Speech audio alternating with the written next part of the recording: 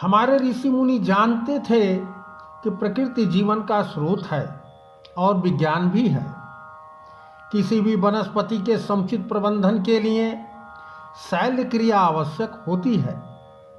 यद्यपि उक्त विधि शास्त्रों में सूत्र रूप में वर्णित है, इसे विकसित कर व्यवहार में स्थापित करना होगा। जिस प्रकार आयुर्वेद के सुश्रुत संहिता में 186 अध्याय है, इसमें 1120 रोगों और 700 औषधीय खनिज स्रोतों पर आधारित 64 प्रक्रियाओं, जंतु स्रोतों पर आधारित 57 प्रक्रियाओं तथा 8 प्रकार के शैल्य क्रियाओं का उल्लेख है। महर्षि सुश्रुत का जन्म 6ठी शताब्दी ईसा पूर्व काशी में हुआ था। इसी क्रम में भाव प्रकाश नामक ग्रंथ, जिसके रचयिता आचार्य भावमिश्र जी हैं, इस ग्रंथ में आयुर्वेदिक औषधियों में प्रयुक्त वनस्पतियों एवं जड़ी बूटियों का वर्णन है। आचार्यवर द्वारा सन 1500 से 1600 के मध्य इस ग्रंथ की रचना किया गया था।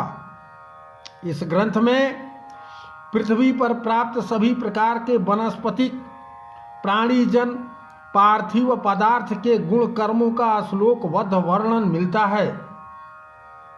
इसी क्रम में अब मैं ऋषि गुरु वाटिका में आपका स्वागत करता हूँ। अभी फरवरी माह है। आने वाले 3-4 दिनों में फागुन मास प्रारंभ हो जाएगा, यानी मार्च मास प्रारंभ हो जाएगा। इस महीने में बेला, चमेली, गंधराज खिलने लगेगा। अभी फरवरी का महीना है।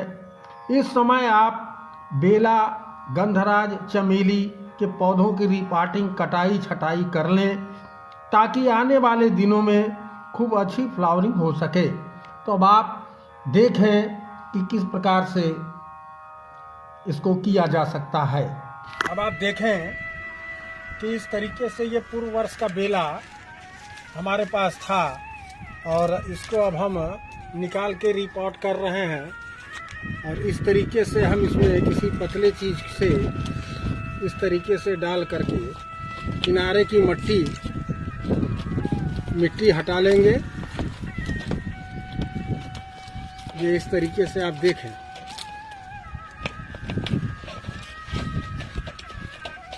इस तरीके से हमने इसकी मिट्टी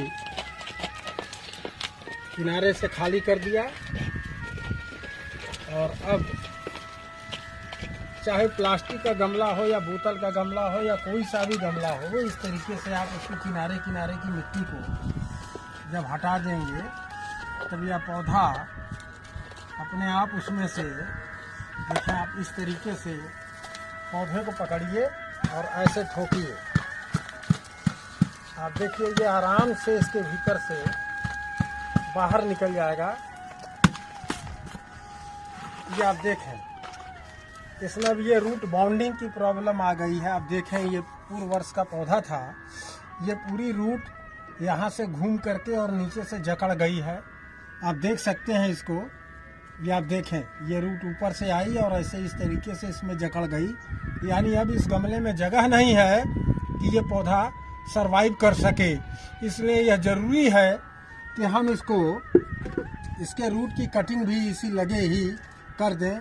किसी भी धारदार चीज़ से इस तरीके से आप काट के अलग कर लें। ये देखें, ये आप इसको काट दें इस तरीके से, ताकि अब इसका जब सीजन आ ही रहा है गर्मी का, तो अब ये उसमें खूब फूल देगा। ये आप देखें, हमने इसको काट दिया, इसके रूट की कटिंग मैंने कर दिया और हल्का सा रूट को इस तरीके से मैंने अगल बगल से भी खोल दिया। ये देखें आप, इस तरीके से खोल दिया। इसमें अन्य वनस्पतियां जो हैं उग गई हैं, इनको मैं निकाल के बाहर कर दूंगा। ये इस तरीके से आप देखिए, ये खुल गया। ये पौधा। और अब आप देखें कि मैं इसकी मिट्टी को अपनी चलनी की सहायता से, इस चलनी की सहायता से आप देखें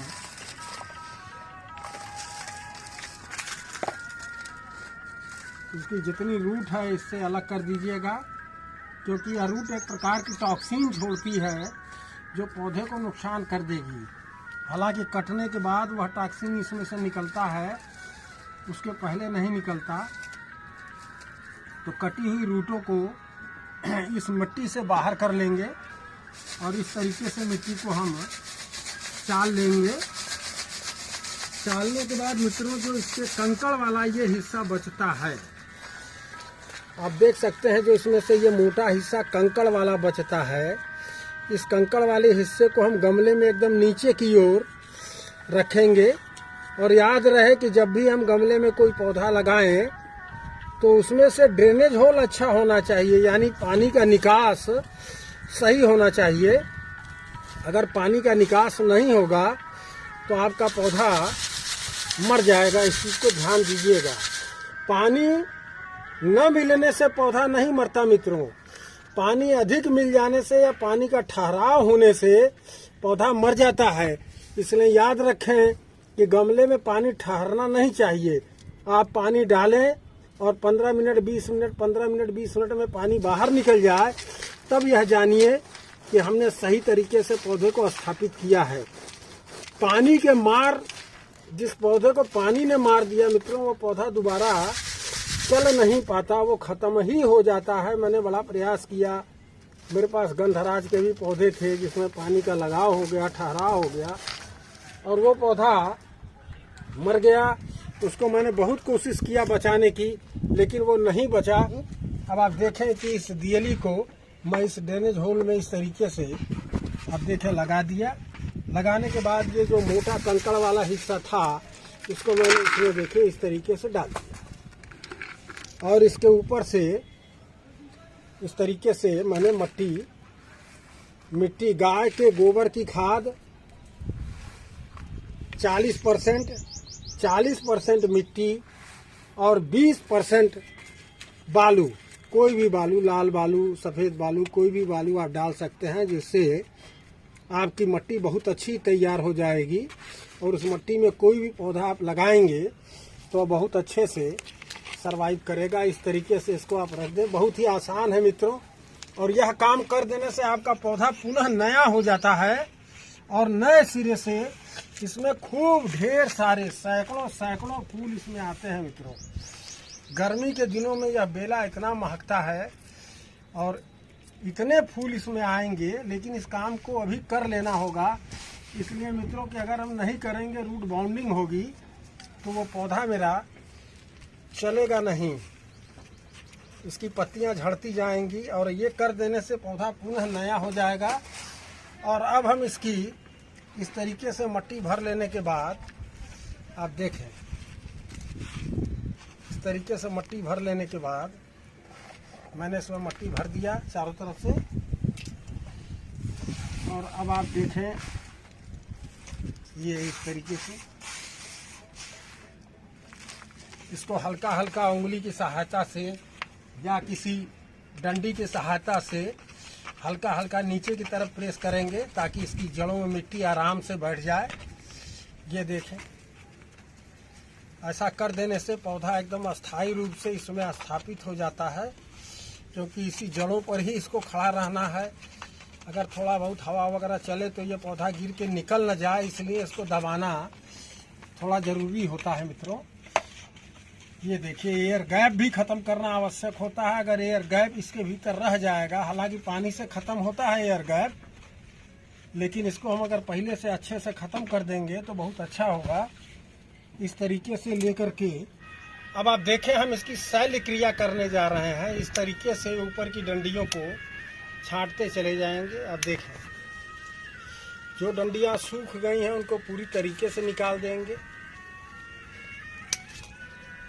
इस तरीके से हम इसकी ये शैल्य क्रिया करेंगे, जिससे नई कपोलें आएंगी और हमारा यह पौधा बहुत ज़्यादा फूल देगा। अब आप देखें, ये जितनी सूखी और बेकार डंडियां थी हमने इसको काट करके अलग कर दिया। ये जो सूखी हुई डंडी है इनको हम सब हटा देंगे और इसकी सारी पत्तियां हम इस तरीके से विड्रॉल कर देंगे।